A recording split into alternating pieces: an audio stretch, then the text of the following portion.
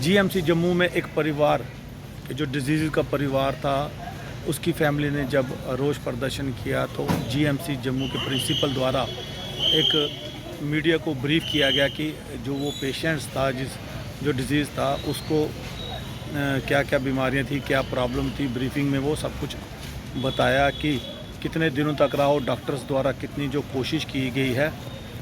Patient की family द्वारा जो है वो आरोप जब लगाए गए तो जीएमसी प्रिंसिपल द्वारा मीडिया को ब्रीफ कर बताया गया उस पेशेंट्स के हालात के बारे में।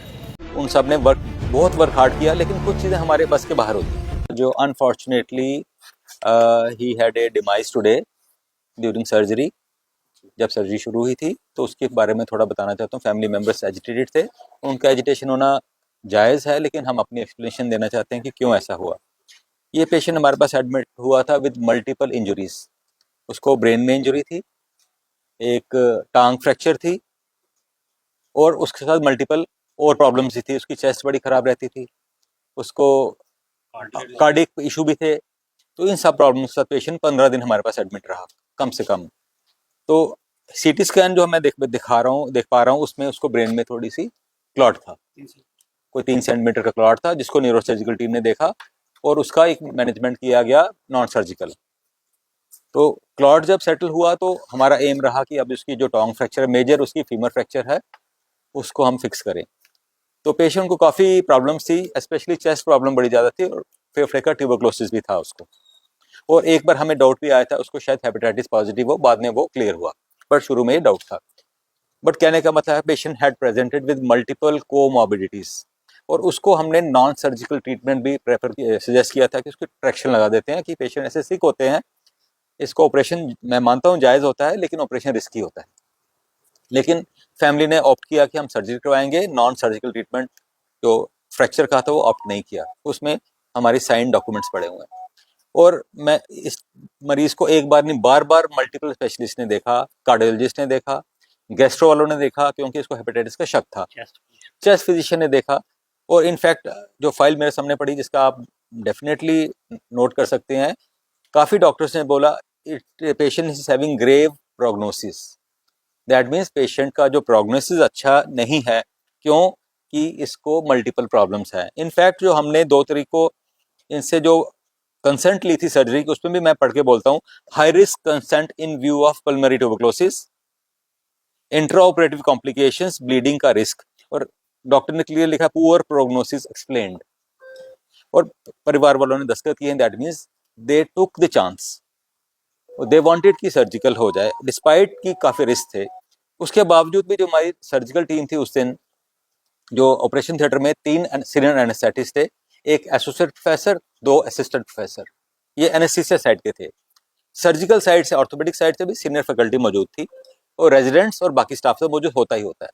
लेकिन अनफॉर्चुनेटली जब एनेस्थीसिया शुरू किया गया, पेशेंट को कॉम्प्लिकेशन हुई, कार्डियक अरेस्ट हुआ, और वो उसके बाद उसको रिवाइव करने की कोशिश की, रिवाइव नहीं हो पाया, उसको आईसीयू में भी शिफ्ट किया गया, और we did the all CPR measures, तो जिसको कहते हैं कार्डियो पल्मोनरी रिससिटेशन मेजर्स किए गए। Unfortunately we lost the patient which is a, हम सबको उसका दुख है। लेकिन जो परिवार वालों के एलिगेशंस है कि कहीं पे नेग्लिजेंस बरती गई, तो मैं उसको स्ट्रांगली रिफ्यूट करता हूँ। आई एम वेरी कॉन्फिडेंट कि मेरी जो टीम है सारी, उन सब ने बहुत वर्क हार्ड किया, लेकिन कुछ चीज़ें हमारे बस के बाहर होती हैं। इनफैक्ट आप फाइल देख के बता भी सकते हैं कि मल्टीपल टाइम दो grave prognosis risk was explain to the patient and his attendants.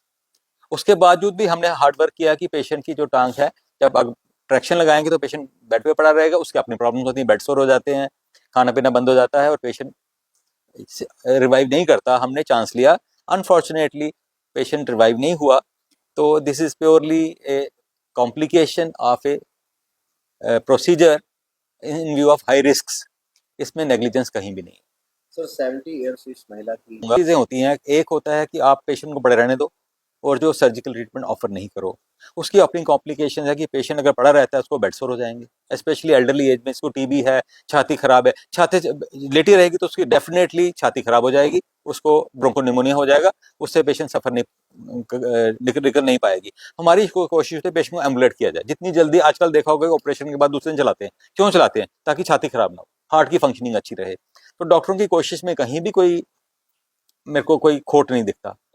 ये इसका मैं क्या जवाब दूंगा कि आजकल सब पढ़े लिखे होते हैं। अगर मैं आपसे साइन कराता हूँ तो आप पूछेंगे नहीं डॉक्टर साहब क्यों साइन करवा रहे हैं आप 10 सवाल पूछेंगे, आप 20 सवाल पूछिए, 50 सवाल पूछिए, हमारी टीम तैयार बैठी है।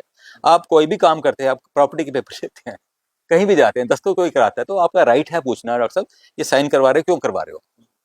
तो इसमें एग्री नहीं करूंगा फैमिली से कि हम झूठे साइन करवा रहे हैं, उनको पूरी इन्फॉर्म्ड कंसेंट नहीं दे रहे। पेशेंट 15-20 दिन रहा है, एक बार नहीं है 2 बार या 3 बार प्रोग्नोसिस एक्सप्लेन किया गया, उसके बाद देर और उनको ऑफर किया गया कि नॉन सर्जिकल ट्रीटमेंट भी देते हैं आपको, they opted for surgery and we took a chance. अब ह्यूमन बॉडी है, सो कॉम्प्लिकेशंस तो कहीं भी हो सकती है। In fact I am sorry to say, मैं अपना पर्सनल इसमें देना चाहूँगा, मेरा छोटा ब्रदर था, उसको कर्नल था आर्मी में, उसको ऑपरेशन करने दिल्ली के बेस्ट हॉस्पिटल में गए लेकिन नहीं बचा पाए। तो मैं नहीं कह रहा हूँ कि इस पेशेंट्स को मैं एक्सप्लेनेशन या कोई सेफ्टी का वो अपना एक्सप्लेनेशन दे रहा हूँ, that means even best of places में these things can happen. My brother had no complications, nothing, healthy.